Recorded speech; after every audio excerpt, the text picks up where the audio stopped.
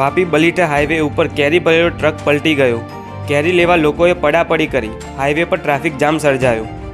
વલસાડ જિલ્લાના વાપી બલીટા હાઈવે ઉપર મુંબઈથી વલસાડ તરફ આવતો કેરી ભરેલો ટ્રક પલટી ગયો હતો, જેથી રસ્તામાં કેરીની રેલમછેલ થઈ હતી. તેમજ અકસ્માતને પગલે વાપી વલસાડ હાઈવે ઉપર ટ્રાફિક જામ સર્જાયો હતો.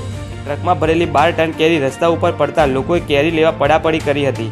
અકસ્માતની જાણ વલસાડ જિલ્લા ટ્રાફિક શાખા અને વાપી ટાઉન પોલીસની ટીમને થતાં તાત્કાલિક ઘટના સ્થળે પહોંચી હતી.